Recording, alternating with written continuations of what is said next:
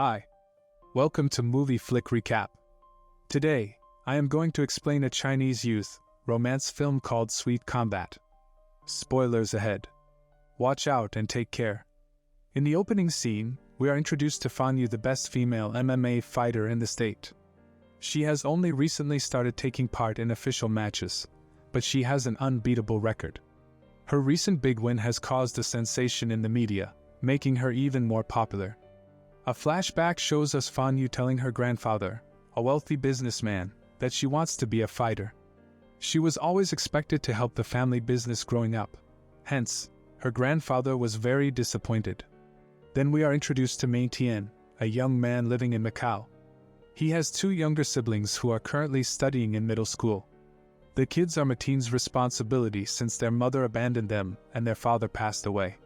His brother loves watching MMA fights on TV, and his favorite fighter is Fan Yu, whom he refers to as the queen to earn for his younger siblings. Ming Tian had to drop out of college and start working as a delivery guy at a local restaurant. Currently, he is trying his best to get into a college with a decent scholarship to continue his education. One day at work, he is asked to deliver food to a local martial arts teacher. The job is difficult because the place is 20 minutes away, but the receiver wants the food in less than 15 minutes. During times of pressure, we get to see McTiernan's great sense of direction. He has memorized every street and shortcut in the city, which helps him do his job efficiently when, almost at the destination, he sees a poor street vendor trying to collect fruits that have fallen from her cart. As he helps her, the cart runs down the street. This is when the MMA fighter, Fan Yu, appears in the scene and kicks the cart to stop it from moving further. It does more damage than good, as the cart breaks and all the fruits are destroyed. When asked to apologize to the vendor, she simply hands her a bundle of money for the damage and walks away. Ming Tian scoffs at the rude girl and continues his way to make the delivery. Then she goes to her former martial arts teacher and asks him for help. She is being pressured by her family to leave Amami and join their business. Confused, she wants him to make the decision for her, but the teacher refuses to do it as the decision is hers and hers alone to make. Then Ming Tian arrives, revealing that the customer who ordered the food is also the martial arts teacher. He and Fan Yu look at each other but do not share a word before going their separate ways. On his way to the restaurant, Ming Tian gets an email from a college offering to provide him with a 70% scholarship. However, the college is in another state. He's confused about whether he should move for his education or stay because his siblings are already accustomed to their lives in Macau. To solve the dilemma, he goes to a wisdom fountain and asks the universe to show him the way. At the same time, Fan Yu is on the other side of the fountain, doing the same. They think for a while and come to a decision.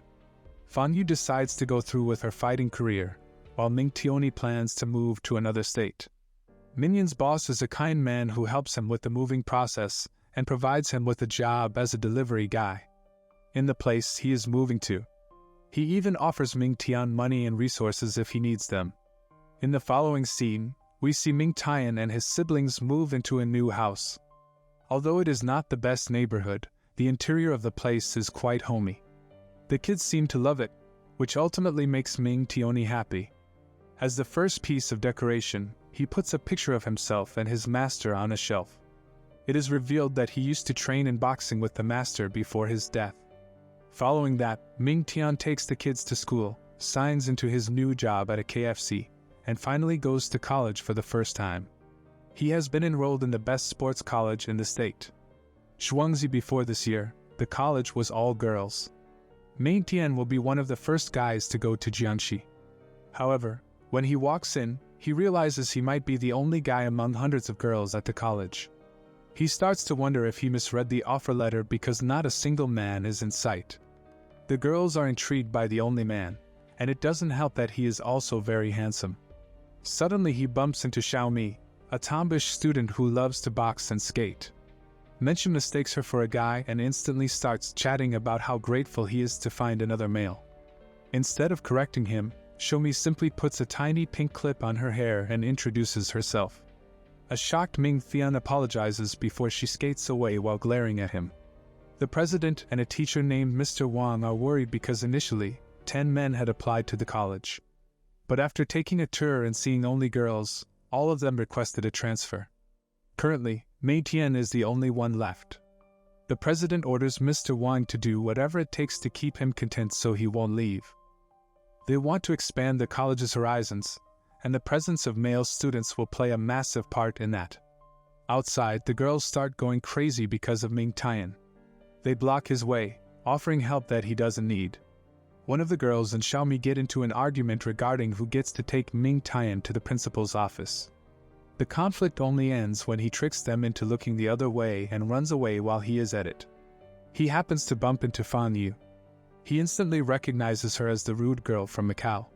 She accidentally cuts his hand with her bag and gives him money to apply a bandage to it. Minkin is furious at her materialistic behavior. He demands an apology. But to Fan Yu, money is superior to an apology. Before leaving, Minton calls her a mentalist freak, which triggers a childhood trauma in Fan Yu. A flashback shows us that Fan Yu kicked the cart that day to save a little girl crossing the road in front of them. Her intentions were pure, but it caused the street vendor to suffer a loss in class. Mei Tian sets up among several girls and is uncomfortable. The girls cannot help but stare at him even though he doesn't fancy the attention. Meanwhile, Xiaomi and Fan Yu are training together in the college's boxing club. It is revealed that they are best friends who share a common interest in boxing. Xiaomi sees that something is bothering Fan Yu upon being asked. Fan Yu claims that the new guy's harsh comments made her rethink her behavior. In the following scene, she is at home thinking about Ming Tian yet again. A flashback shows us that when she was little, her parents refused to acknowledge that she was a girl. They always wanted a son, so when she was born, they treated her like one. She wasn't allowed to grow her hair or wear girly clothes. Her naive mind only understood that she was a girl when her younger brother was born, and only after his birth did her parents allow her to wear dresses. Overjoyed at finally being able to express herself, she went to her crush and gave him a gift. But since all her friends thought she was a boy, they called her a freak. The incident bothered her so much that she still struggles with her gender identity.